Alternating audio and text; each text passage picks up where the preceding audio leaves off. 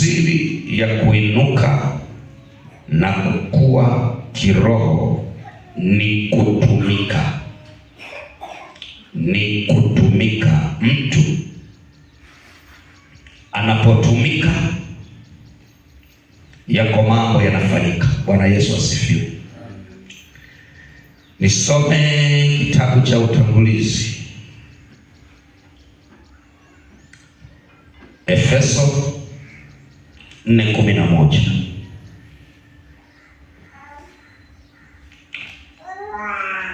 Efeso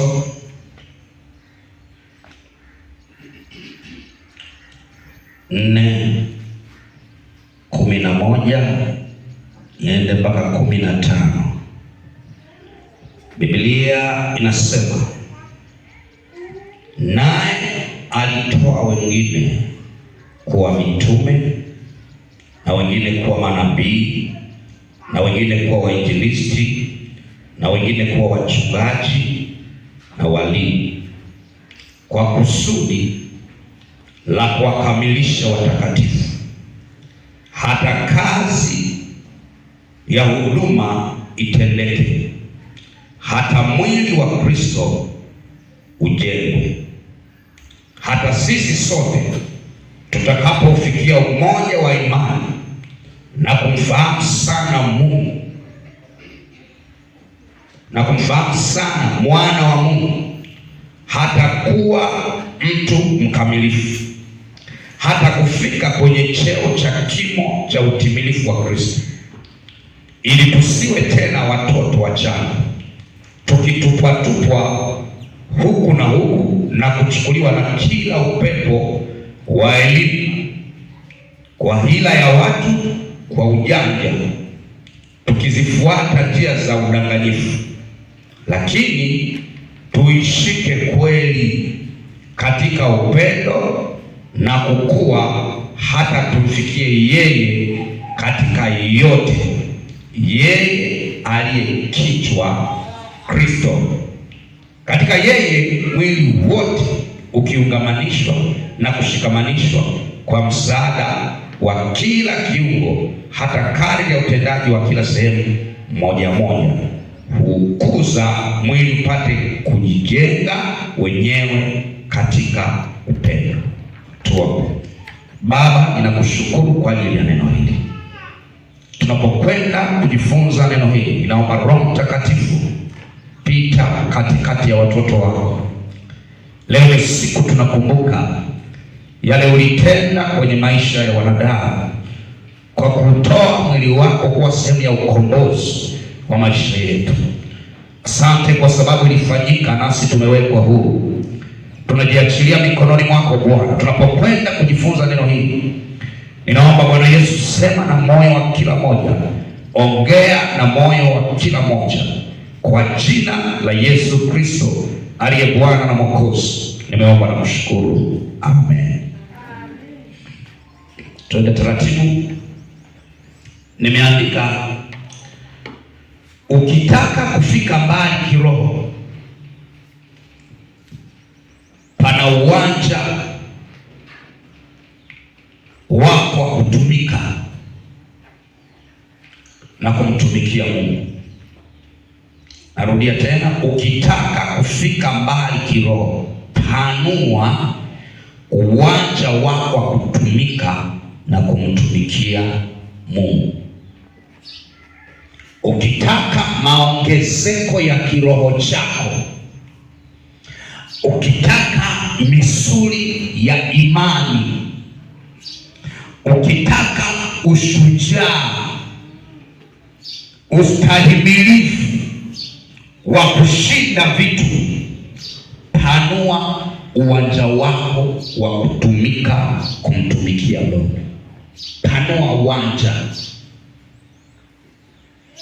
ongeza viwango,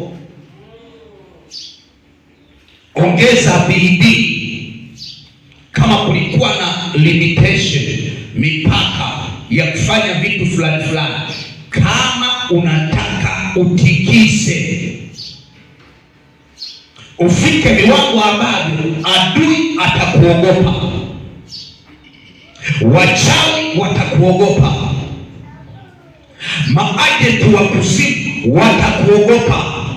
Panua uwanja wako wa kutumika. Bwana Yesu asifiwe. Bwana Yesu asifiwe. Na katika vitu vinavyotuweka hai duniani mpaka sasa, asilimia kubwa viko viwili. Vitu vinavyotuweka tuwe hai mpaka sasa duniani, mpaka sasa vinavyotuweka tuwe hai, nimeandika viko viwili. Namba moja, kutengeneza na Mungu au kutubu. Jambo la kwanza linalotufanya sisi tuwepo duniani mpaka sasa, kwa nini tusiwe tumeondoka? Kwa nini tusiwe tumekufa? Mungu ametuweka tuwe hai mpaka sasa kwa sababu namba moja, anataka tutengeneze na Mungu.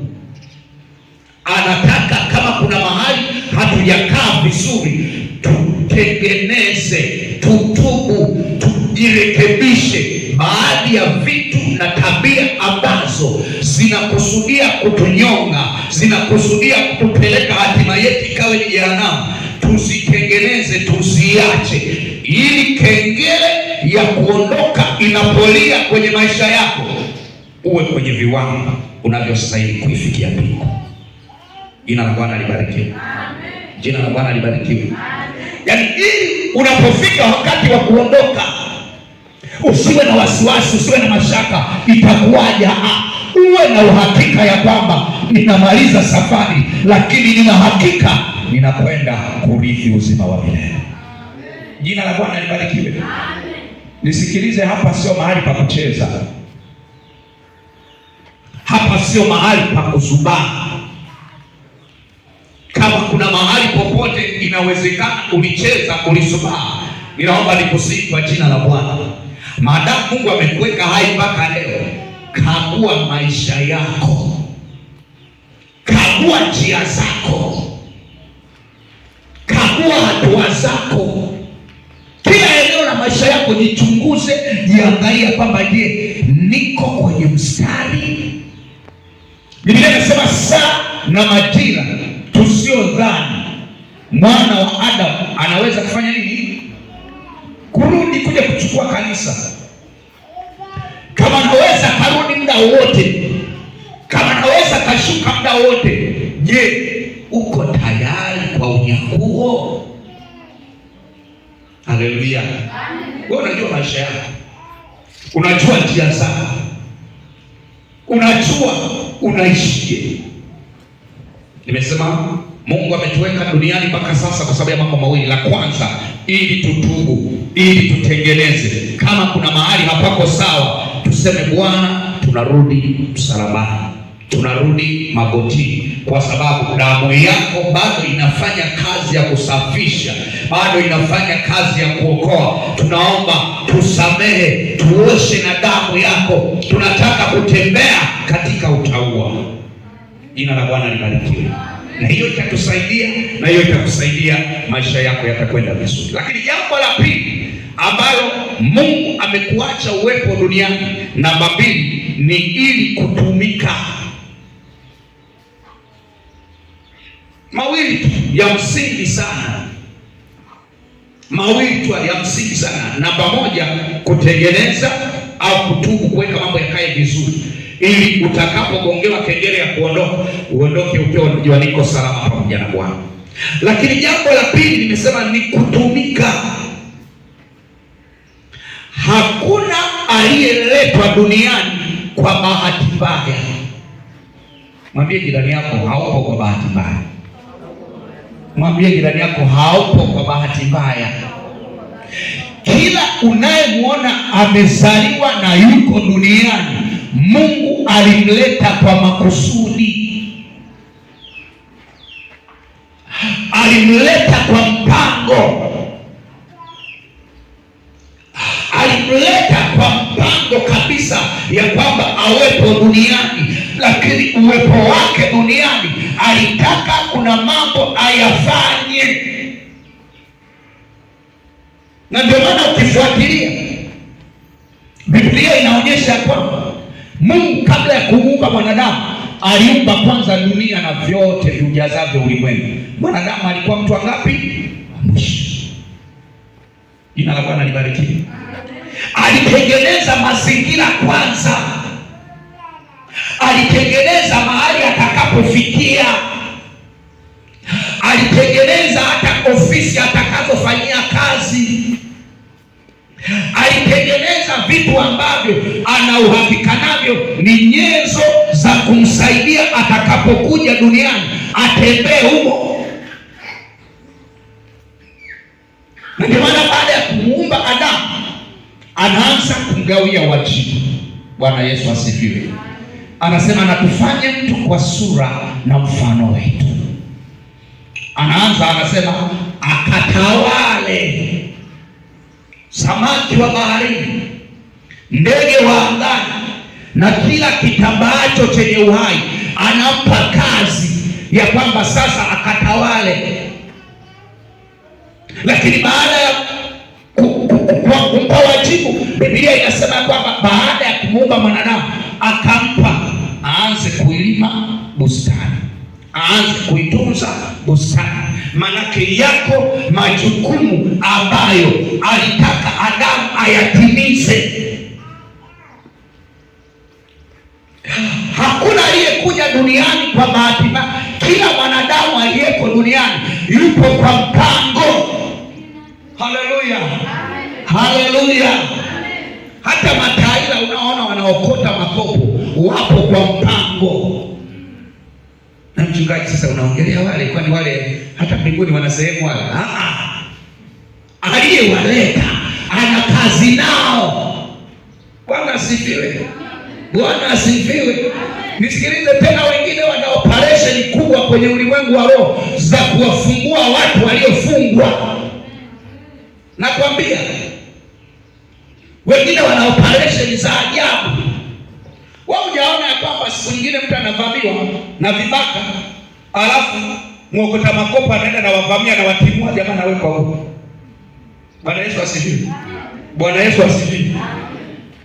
Yaani mtu ambaye ukutegemea, ambaye unaona kabisa huyu hafai, lakini mwenzako Mungu alimleta kwa sababu ana mpango naye na ana kazi naye.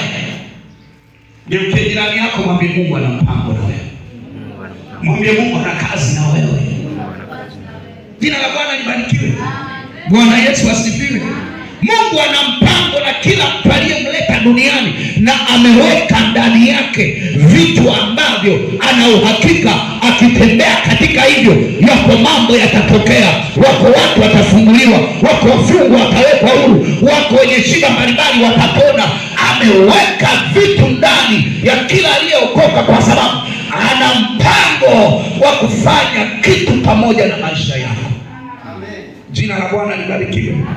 Wapendwa, jina la Bwana libarikiwe. Amen.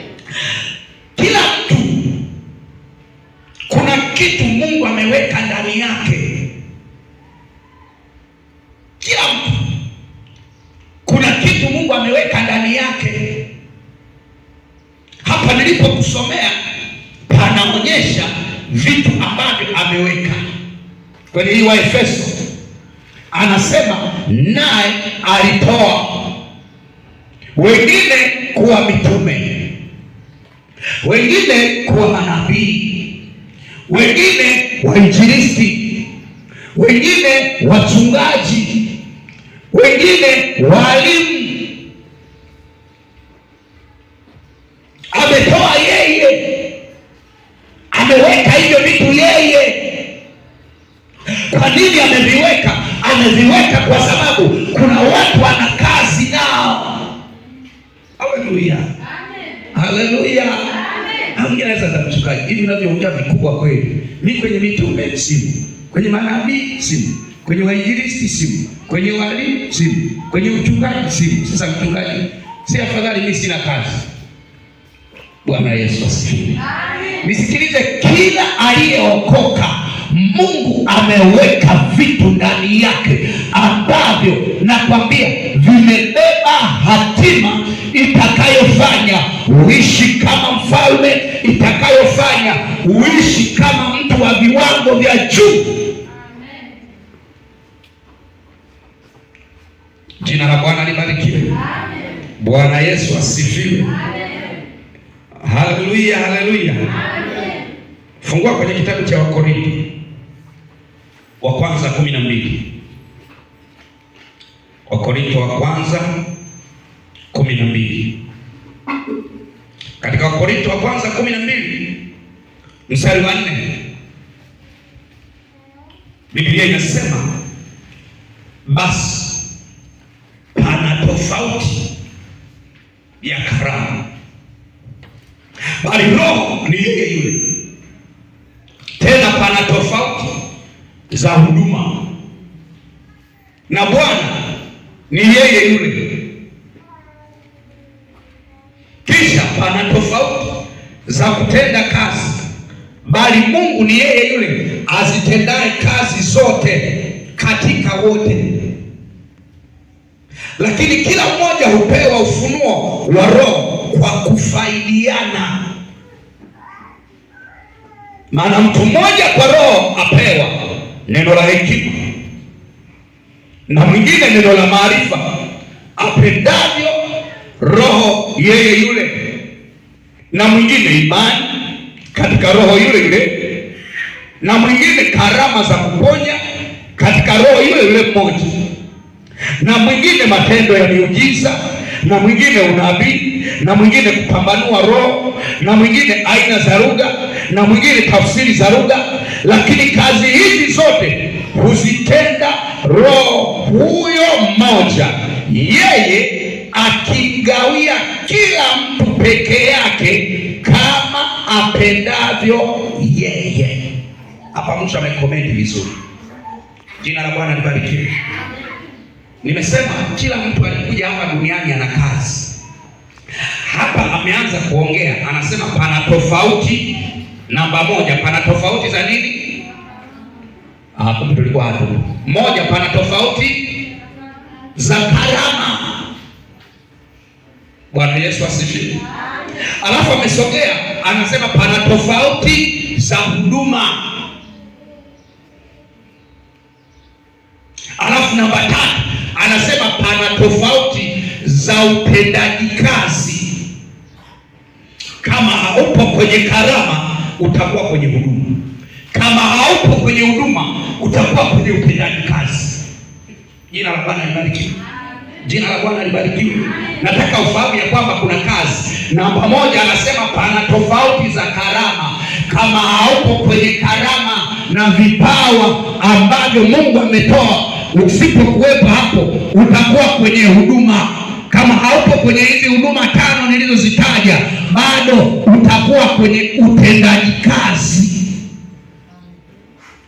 Ile mstari wa mwisho anaongea vizuri. Lakini mstari wa 11 anasema lakini kazi hizi zote huzitenda Roho huyo mmoja, yeye yule akimgawia kila mtu kama apendavyo yeye. Kwa nini anagawa kama apendavyo yeye? Anafahamu alivyoweka ndani yako wakati anakuumba wewe, unatakiwa upewe kitu fulani kulingana na alivyoweka ndani yako wakati anakuumba. Anafahamu wewe unatakiwa upewe aidha karama ya kuimba, aidha upewe huduma ya kuhubiri, aidha upewe utendaji kazi wa aina yoyote.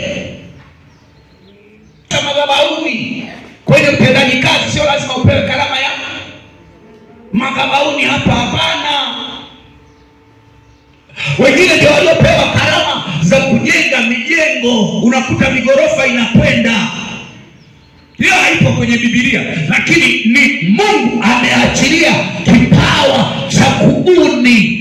Tunaita architecture, watu ambao wanachora, alafu akishachora wanakupangilia kuanzia tofali mpaka ghorofa zitakapofika 100 huko. Wenzako wanaiona kabla na wanaiandaa kabla, wakikuletea wameshamaliza kazi. Wewe ni kuleta fundi apange matofali mpaka kufika huko. Jina la Bwana libarikiwe. Ambao akikaa kwenye mitambo vitu vinaenda. Jina la Bwana libarikiwe. Wengine ni kushona. Haleluya.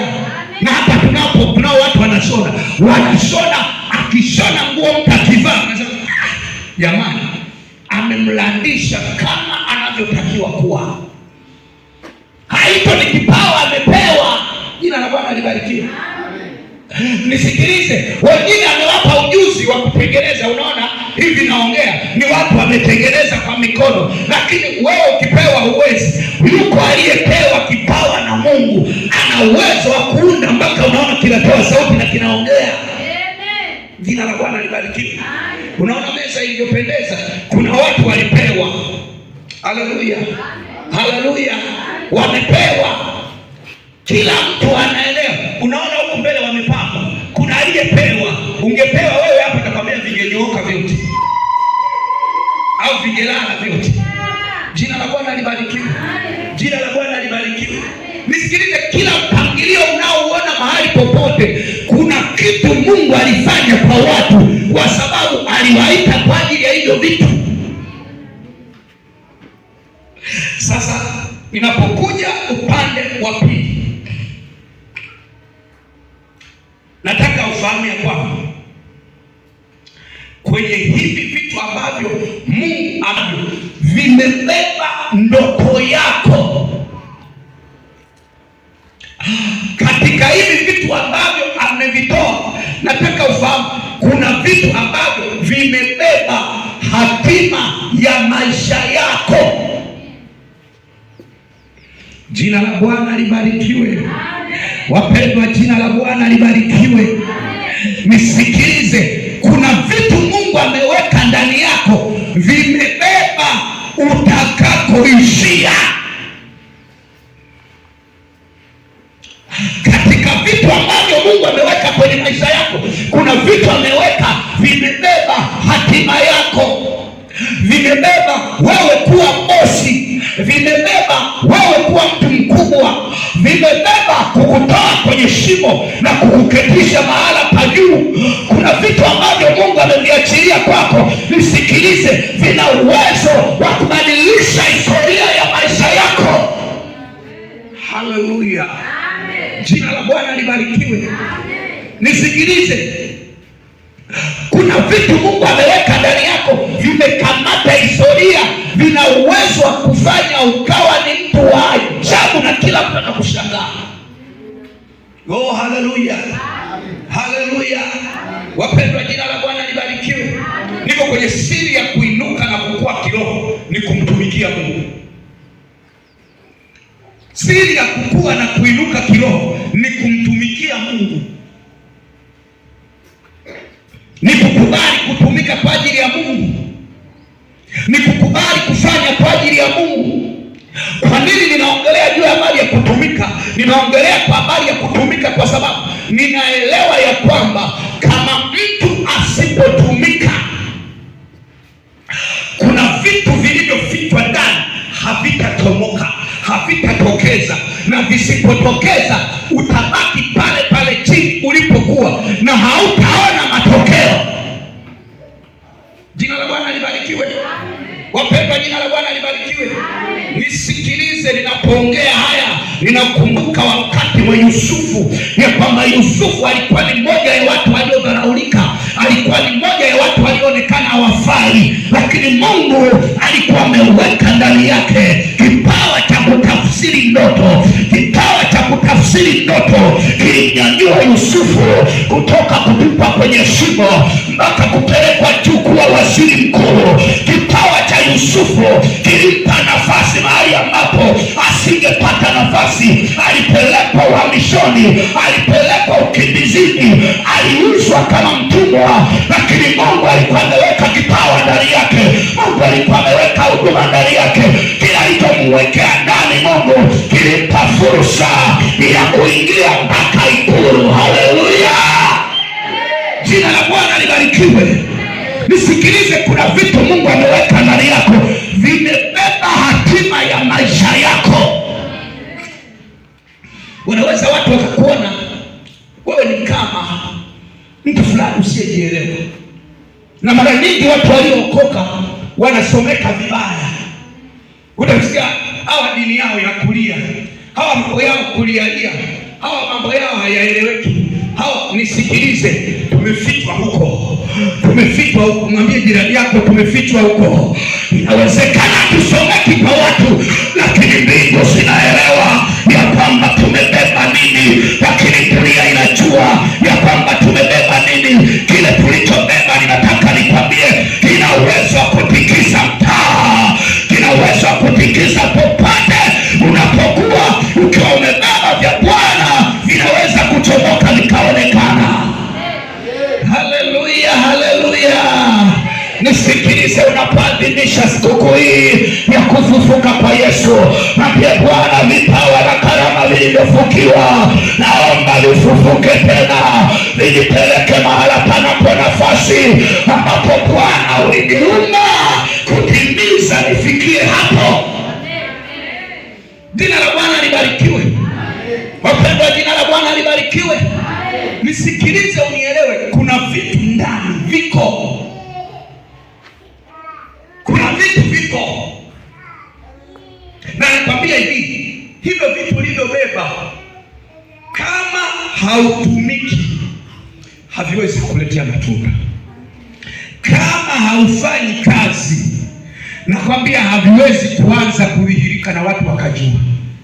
Na nakwambia unaweza kutumia nguvu zako kubwa, unaweza kutumia ujanja wako mkubwa, ukachukua hata ukajitangaza kwenye maredio, kwenye TV ya kwamba mimi ni 1 2 3, mimi ni 1 2 3.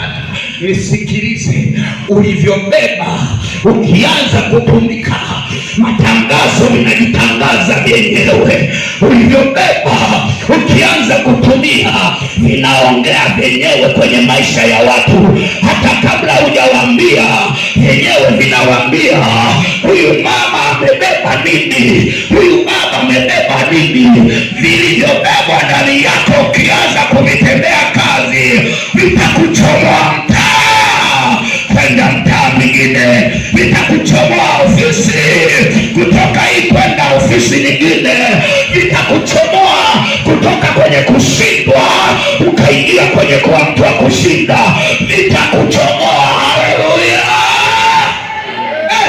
Ninapoongea habari zinapelekwa kwa Daudi. Daudi alikuwa anachunga, lakini Mungu alikuwa ameshaweka ndani yake ufalme.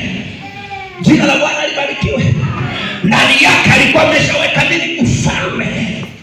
Wakati Samueli anatafuta mtu wa kumpaka mafuta, Mungu anatafuta mtu wa kumpaka mafuta awe mfalme, Mungu anaongea na Samueli, anamwambia nenda kwenye nyumba ya Yese, kuna mtoto wangu mmoja pale, nataka nimpandishe, nataka nimtoe, anachunga porini kule. Wanaona kama ni mchunga kondoo, yule sio mchunga kondoo, yule ni mfalme.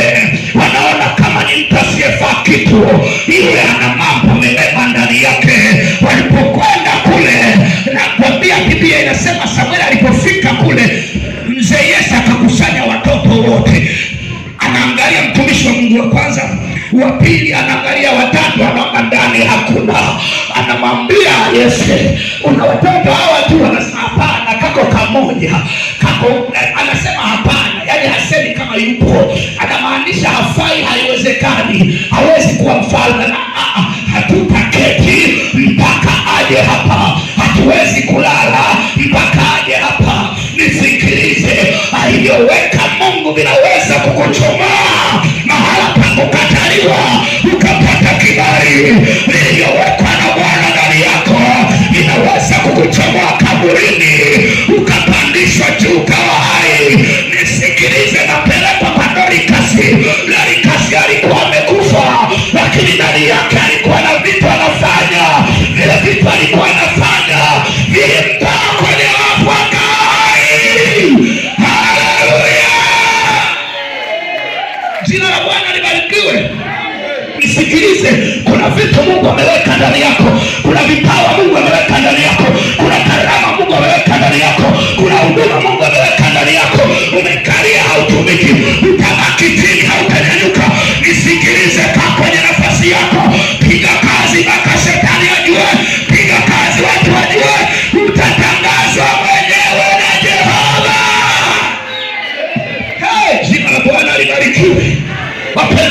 la Bwana libarikiwe.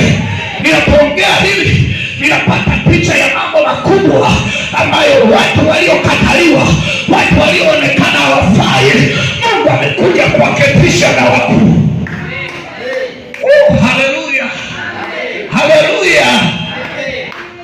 Shule ni ya muhimu, inafaa, unatakiwa kusoma, lakini nakwambia hata ukisoma kama alichoweka Mungu ndani yako haukitumii, shule haina maana kwako. Sijui kama unanielewa. Sijui kama unanielewa. Kwa sababu kuna watu wengine wanaliga na shule. Nakwambia kiburi kwa sababu na degree zake 2-3 anasema yes. Na Kiswahili anachanganya. Na sasa hivi wasomi tuna shida, tunachanganya Kiswahili hiki na Kizungu kidogo, you know. Sio baya. It's not bad. Yaani sio baya. Jina la Bwana libarikiwe. Lakini uelewe ya kwamba kuna vitu vya mbinguni umebeba. Hata kama unaongea hiyo lugha, elewa kuna vitu vya mbinguni umebeba. Hivyo vitu vya mbinguni ulivyobeba vimekamata hatima ya maisha yako. Nimeandika hivi: ingawa kusoma na kuwa na ufahamu juu ya neno la Mungu ni kitu namba moja kwenye ukuaji wa kiroho. Ukuaji wa kiroho unataka usome neno la Mungu, ulifahamu neno la Mungu kwa upana, vizuri, kwa ufasaha.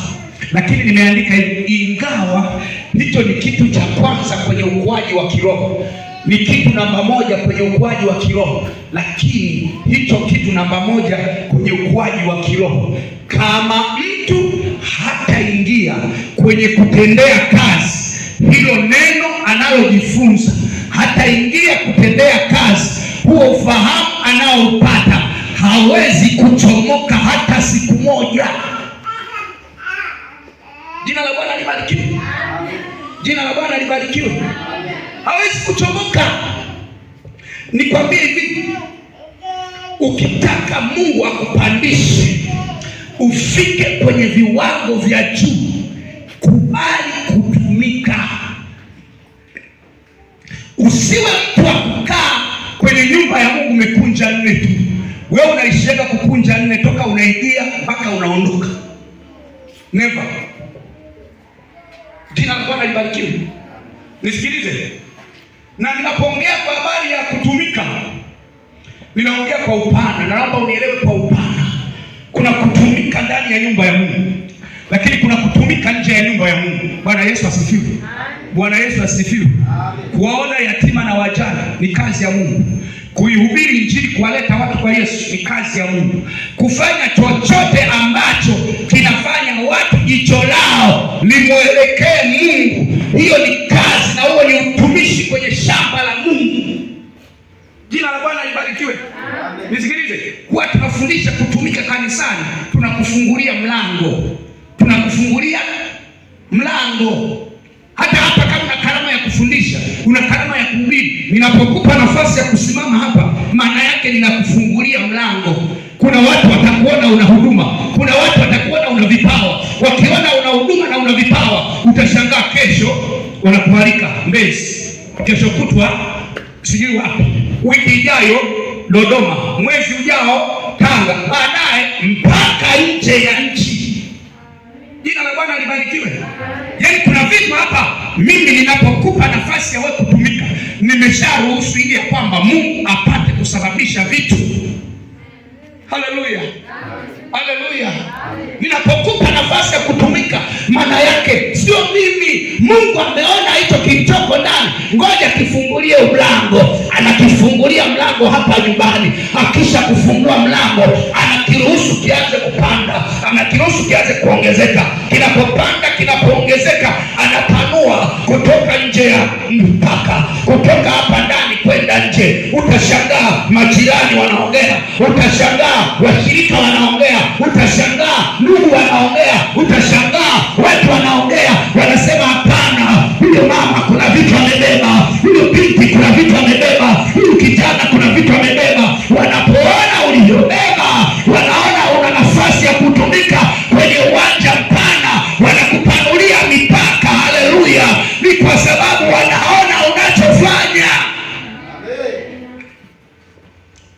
wazoefu.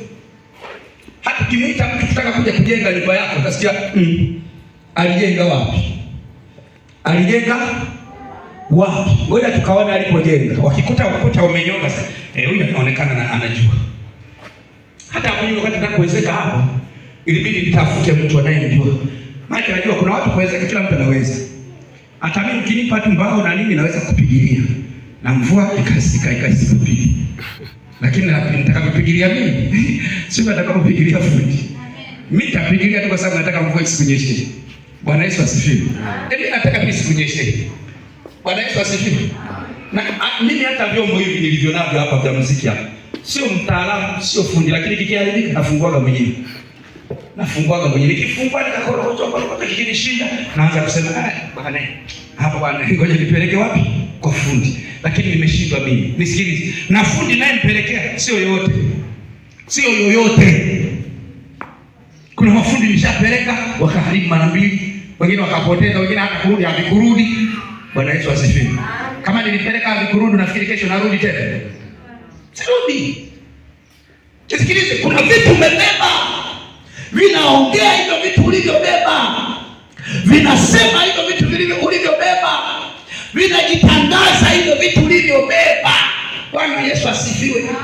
Lakini namna pekee ya kujitangaza, namna pekee ya kufanya ujulikane na vijulikane ni mpaka ukubali kutumika.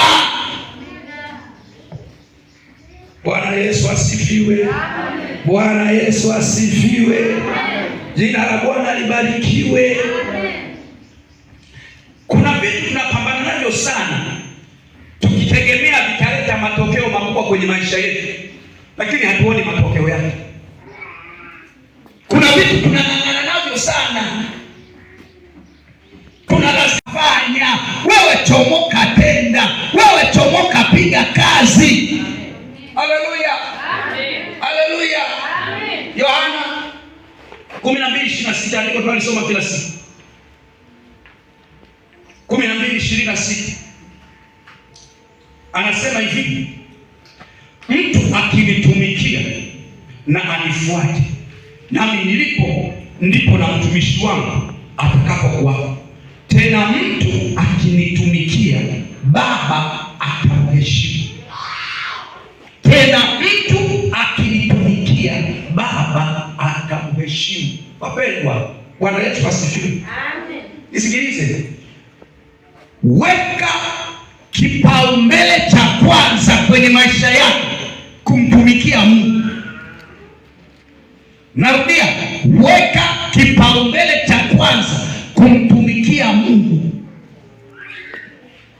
Acha kujitetea kwamba niko busy. Acha kujitetea kwamba nina majukumu mengi. Jana nilikuwa ninasoma baadhi ya habari, nikakutana na Danieli. Aliweka kuomba mara 3 kwa siku, na huyo alikuwa ni kiongozi kwenye utawala. Aliweka kuomba mara 3 kwa siku, na hata ilipopigwa marufuku ya kwamba watu wasiombe, yeye alifungua madirisha na milango, akapiga magoti asubuhi, mchana na jioni, anaomba. Huyu ni kiongozi ambaye alikuwa anatawala. Tungeweza kumfananisha na waziri, tungeweza kumfananisha na kiongozi ambaye majukumu yake ni mengi, lakini hakukubali kunyamazishwa, hakukubali kulala, hakukubali kukaa. Aliamua kuomba. Jina la Bwana libarikiwe. Bwana Yesu asifiwe. Kuna mwingine akipata kazi basi amemaliza, amepata cha kujitetea, hawezi kufanya kazi ya Mungu, anasingizia. Nisikilize, Mungu kukupa kazi hajakosea. Mungu amekupa kazi kwa sababu ameona kupitia kazi aliyokupa ndio utakuwa na uwezo wa kufanya mambo ya Mungu kiukubwa na kwa mapana, kwa sababu una uwezo. Haleluya. Haleluya. Sio wache kulala sasa unasema sasa nimechoka sana. Nisikilize, kwa wakati fulani nawaambia, ukiona mchana umebana, tumia hata usiku. Tumia hata usiku, mwambie Mungu, mchana si umenipa kazi, ninanibana, ninashindwa kuomba, ninashindwa kusoma, ninashindwa kuhubiri, ninashindwa kufanya vitu fulani. Hapana, mchana nimebanwa, lakini kama nimebanwa, usiku nitautumia effectively. Nitasoma Biblia, nitaomba. Na ngoja nikwambie, ukifungua ukurasa wa kusoma Biblia, ukafungua ukurasa wa kuomba, nakwambia utashangaa. Hata wakati ambao hukujua utatumika wapi, utashangaa katikati ya kazi na ofisi unayofanya Bwana anafungua mlango. Unashangaa, unaanza kuongea na watu habari za Mungu, unaanza kuhubiri habari za Mungu, unaanza kufanya mambo ya kimungu. Juzi hapa nimeshangaa kwenye mtandao, maaskari wamevaa kabisa magwanda ya jeshi, lakini wanapiga injili, wanapiga injili na magwanda. Jina la Bwana libarikiwe. Sijui walienda kukaa wapi, kikao na wananchi kwa habari ya asili, kusuluhisha mambo ya migogoro na mambo yanayotokana ya watu kujiua. Jamaa mmoja askari mzuri amepiga magwanda yake, alipofika pale ana Yesu ndani. Bwana Yesu asifiwe. Uwanja wa kuhubiri hapati kwa sababu muda wote yuko na magwanda ofisini, lakini upako wa kumjaa Mungu ndani upo. Walipompa uwanja atoe elimu kwa habari ya mambo ya ushoga, ubakaji na mambo yanayotokea kwenye jamii, ya mambo ya mauaji yanayotokea kwenye jamii, aliposimama anaanza kuchukua maandiko, anawaambia hapana, mtu akiachana na dhambi hatuwezi kushughulika na kuhangaika na watenda mabaya, maana yake mtaani kutakuwa shwari, hakutakuwa na mauaji. Akahubiri injili vizuri pamoja na magwanda. Amen. Haleluya. Haleluya. Hii inaanzia ndani. Ndani kuna kitu. Usiku anaomba, usiku anasoma Biblia. Nakwambia vinajaa. Vikishajaa, Mungu anafungua uwanja. Hata kama umebanwa na kazi, hapo hapo ofisini Mungu atakufungulia uwanja. Hapo hapo kazini Mungu atakufungulia uwanja. Hapo hapo mtaani Mungu atakufungulia uwanja. Wewe tumika. Haleluya. Nakwambia kutumika kuna kupeleka kwenye hatima yako. Tumebaki pale tulipo kwa sababu tunashindwa kujitoa. Haleluya. Haleluya. Bwana Yesu asifiwe. Nisikilize, kwenye hizi karama na vipawa na huduma ambazo tumezibeba, kuna kimojawapo kimeachiliwa kwako kwa nguvu. Kina nguvu ya kusababisha kutoka ulipo na kukupandisha viwango vingine. Sijui kama unanielewa.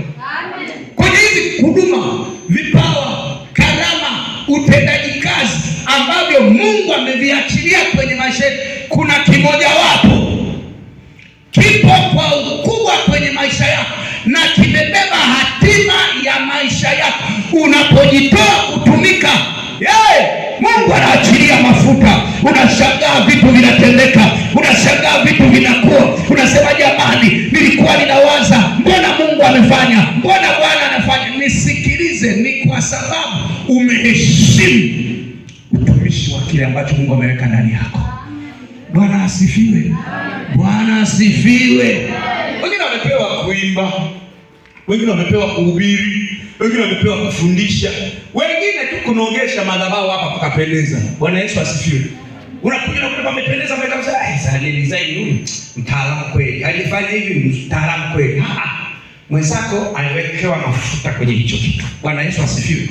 Bwana Yesu asifiwe. Na unakuta kabisa anaondoka, anaenda kusomea mambo ya garden. Anaenda kusomea mambo ya gardening. Anasomea namna kutengeneza maua, namna ya kuhifadhi, namna ya kufanya nini, namna kufanya nini. Sasa hivi kuna watu mpaka Arusha kuna makampuni yanauza maua duniani. Bwana Yesu asifiwe. Bwana Yesu asifiwe. Ni kitu Mungu ameachilia kwa mtu. Nisikilize, huwezi kuzuia kila ambacho Mungu amekiachilia kwenye maisha ya mtu. No, huwezi hata siku moja. Mungu huwa anaangalia neno lake apate kulitimiliza. Huwa anaangalia, akisema atabariki, habadiliki, atabariki. Akisema vipawa na huduma vilivyoko ndani yako, unapomtumikia atakuheshimu. Anamaanisha atakuheshimu na atakuinua na atakupeleka viwango vingine. Haleluya. Haleluya. ya Injili, habari ya kutumika, ndiyo mpango mzima kwenye maisha ya Mkristo aliyeokoka. Unapoadhimisha sikukuu ya kufufuka kwa Yesu, naomba nikusihi kwa jina la Bwana, mwambie Mungu, kuna vipawa sielewi, kuna karama sielewi, kuna utendaji kazi sielewi, lakini Mungu kuna kitu uliweka ndani yangu. Mwambie Mungu, ninajua kuna kitu uliweka ndani yangu. Mwambie Mungu, ulichokiweka ndani yangu nataka kizae matunda. Mwambie Bwana, ulichoweka ndani yangu nataka kichipuke. Ulichokiweka ndani yangu nataka kifufuke. Hata kama maadui waliweka vizingiti kuzuia, mwambie Bwana, nataka kichipuke. Halafu jiachilie na kujitoa kwa ajili ya kazi, na kuhakikishia mbingu zitaamuru kuinuka kwako, mbingu zitaamuru kuchomoka na kwenda viwango vingine. Kama unanielewa, mpigie Bwana Yesu makofi. Kama hautendei kazi ulivyopewa, tegemea vitakufa. Narudia, kama hautendei kazi ulivyopewa, tegemea vitakufa. Na naposema vitakufa, sio kwamba namaanisha vitakufa, hamna. Mungu tu atavihamisha. Kuna mawe mahali yamekaa yanatamani yangefanya kazi. Kuna miti mahali ipo imekaa ingetamani ikafanya kazi. Atavichukua kwako, atavipeleka kwenye mawe, utashangaa mawe yanafanya kazi. Atavichukua kwako, atavipeleka kwenye miti, utashangaa miti inafanya kazi. Nisikilize, miti na mawe vimechukuliwa kama ni ishara ya kutambulisha ya kwamba wale ambao hawakutegemewa wanaposhindikana, wale ambao wamepewa neema, Mungu huwa anainua hata wale ambao hawakukusudiwa, ili lile ambalo Mungu alitaka liwe liende. Sijui kama unanielewa. Amen. Nisikilize, Mungu kukuleta hapa na kuweka hapa, kuna kazi amekuleta uje ufanye hapa.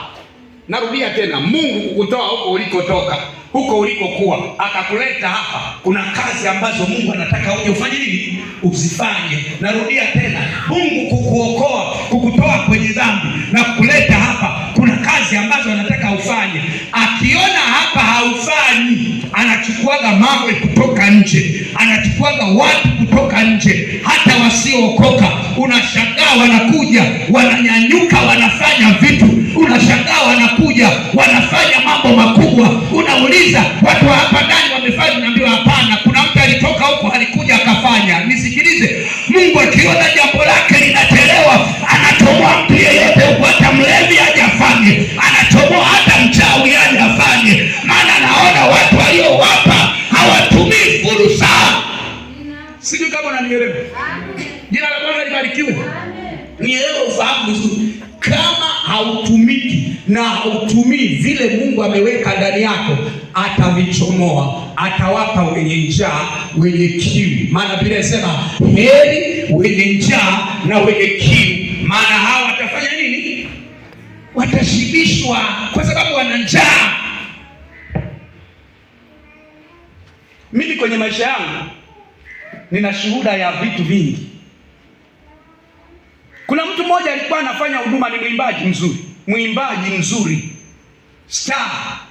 Akisimama hapa anaimba, nakwambia anaimba mpaka mnaona wingu linashuka namna hii, linashuka. Na nilikuwa na kijana mwingine, mimi nimekuwa kwenye timu za kusifu na kuabudu kwa muda mrefu. Nilikuwa na kijana mwingine, nakwambia kusifu hawezi, ila wakisema haya viongozi wa sifa karibuni, nakwambia mbio ashawahi kushika maiki. Mkianza kuimba tu akiitikia, wote mnavurugana. Hamjui hata wimbo mnaimba wimbo gani. Sauti yake sio ya pili, sio ya tatu, sio ya nne. Yaani ni vuruge. Bwana Yesu asifiwe. Amen. Lakini wakisema wanaotaka kuimba ndio kwanza ameshakamata maiki. Sasa huyo star aliyekuwa anajua kuimba, akiimba anakwambia sauti imenyooka.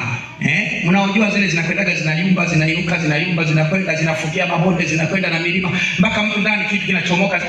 Si atiimba mpaka nasikia. Bwana Yesu asifiwe. Akaja akacheza, akaanguka dhambini. Na kwenye kanisa hilo ndio aliyekuwa anategemewa. Akaanguka, alipoanguka dhambini, na kwenye hilo kanisa ndio yupo huyo ambaye yeye kwake miguu ya kushoto. Lakini ndugu yangu, ukisema ana sifa, viongozi wa sifa, ashakamata maiki. Sasa Mungu wangu, leo hapa tutapelekeshana. Na ukisema aimbe, umekosea. Akikamata maiki haachiwa, hanyamazi. Anakandamiza tena, anakandamiza kweli. Ila sasa mjipange, si mtaitikia ya 3 ya 4 mtajijua kwa huko. Yeye ameshaimba. Jina la Bwana libarikiwe. Wapendwa, jina la Bwana libarikiwe. Sasa alipoanguka yule aliyekuwa anategemewa, yule bwana alipoanguka akaanza kuleta majivuno, anaongea, anajisifia na nini. Mchungaji akamtenga. Alipomtenga, kana mimi nimeonewa, sina nini, akahama kanisa, kaenda kanisa jingine. Kama watenda dhambi wengi wanavyofanya. Tukosea tukimsema na hama hapa nifanya. Sema amenionea, kwani wanauthibitisha. Bwana Yesu asifiwe. Akahama, kaondoka, kaenda sehemu nyingine. Alipoenda sehemu nyingine, si akabaki yule jamaa wa maiki sasa. Yule ambaye akiimba kila kitu kitakwenda upande. Jamaa akasema sasa aliyekuwa ananizuia sasa ameondoka, ngoja nianze. Nakwambia akaanza kuimba. Ndani ya miezi 3-4 akawa ni mtu anaimba amenyooka namna hii. Nyimbo anazipiga zinaimbika mpaka watu wanasema hivi ndio yule au jamaa kianza kuabudu hivi anaanza kurudia hivi ndio ameshika maiki mwenyewe au kuna kitu kimepachikwa ndani. Anaimba kwa viwango vya juu. Mimi nakwambia yule bwana aliyekuwa star, hata huko alienda kapotea na sijui mpaka leo yuko wapi, mimi sijui. Lakini alikuwa ni star. Lakini Mungu aliinua mawe. Yule alikuwa hawezi. Mungu akanyanyua. Mimi na wasiwasi watakuwa nenda kwa jamaa yule alikuwa anaimba lete tu hapo, kuna watu wanahangaika wanataka kuimba hawaimbi vizuri, tachikaka paji. Jina la Bwana libarikiwe. Jina la Bwana libarikiwe. Narudia hii point, nimesema hivi. Kama utendei kazi, kipawa, huduma uliopewa, unasingizia ubize, unasingizia kazi, unasingizia chochote kwa sababu unaona kwamba wewe unajua. Nakwambia Mungu anaweza kutoa alichoweka ndani yako akampa mtu mwingine na kwako kikafa. Na utalazimisha usione matokeo yake. Bwana Yesu asifiwe. Bwana Yesu asifiwe. Usisubiri mpaka Mungu aanze kutafuta watu wa kufanya kazi wakati upo. Usitake ufanye kazi kama alivyofanya fulani. Unajua tuna tatizo ambalo linasumbua watu wengi. Wanavunjika moyo. Akisema sasa mimi nikifanya itaishia tu hapa. Mwenzangu alifanya ikafika hapa. Bwana mimi pale sifanye. Nisikilize. Huyo aliyefika hapa ndiye aliitwa na uwezo wa kufanya mpaka hapa juu. Wewe uliye mwenye uwezo wa kufanya mpaka hapa. Wewe piga sehemu yako, mbingu zinaona. Kiwango alichoweka Mungu ndani yako anajua, na kwa sababu anajua sawa sawa na haja ya moyo wako, wewe piga kazi. Mungu ataachilia neema juu yako. Amen. Nisikilize, vipawa na huduma tulivyopewa ndani, mimi narudia tena, vimebeba hatima ya maisha yako. Amen. Narudia tena, vimebeba hatima ya maisha yako. Utachomoka, utakuwa mtu wa juu, hautakuwa mtu wa chini. Kama ambavyo Mungu alimchomoa Daudi kutoka kwenye kuchunga akampa kuwa mfalme, Yusufu alimchomoa kutoka kwenye kutengwa na kutupwa, kutoka kwenye houseboy na kuja kuwa waziri mkuu. Nina hakika hata kwako atafanya hivyo. Kutoka kwenye kukataliwa na kuonekana haufai, atakupandisha na kukuweka viwango vya juu. Watu watakuheshimu, waliokudharau watapiga saluti kwako, kwa sababu alichoweka Mungu kikianza kuoperate, na kwambia hakuna ukuta, hakuna nondo wala zege zitakazozuia. Utapenya hata pasipopitika. Jina la Bwana libarikiwe. Utapenya. Na waliosema ya kwamba haujaenda shule watatambua jamaa hajaenda shule lakini ana Yesu. Amen. Kwani kwa Petro ilikuwaje? Soma kitabu cha Matendo ya Mitume sura ya 4, weka some yote. Ya 4, sura ya 4. Utakuta kule wanasema hivi, Petro hata shule alikuwa hajaenda, lakini miujiza iliyokuwa inatendeka ilikuwa ni ajabu. Anasema wako kajiuliza, je, huyu jamaa anatenda hivi labda ameenda shule? Hamna, alimchukua tu kwenye wavuvi kule. Sasa alikuwa anafua samaki, kwa anafanya mambo makubwa. Na ilikuwa ni wakati amepita kwenye kile kwenye ile nyumba ya ibada, akakuta kiwete, akamwambia tulicho nacho ndicho tukupacho, kwa jina la Yesu inuka. Kiwete akainuka,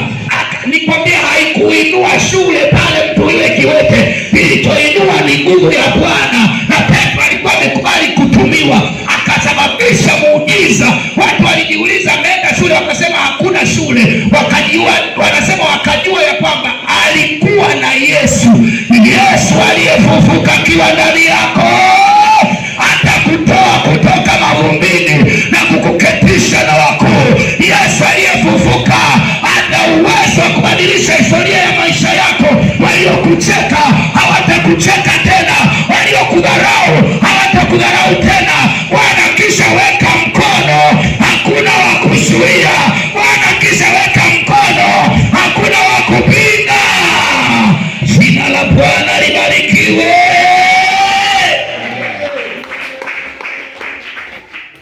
Tumika, jipoe, fanya. Usisubiri uhimizwe, usisubiri waseme, usisubiri wakupangie. Wakupangia wakute ulishajipanga. Bwana Yesu asifiwe. Wakuamrisha wakute ulishafanya, wewe uko mbele. Wanaposema ngoja tumwambie, wanakuta ashamaliza. Wewe piga kazi, mbingu zitakwenda.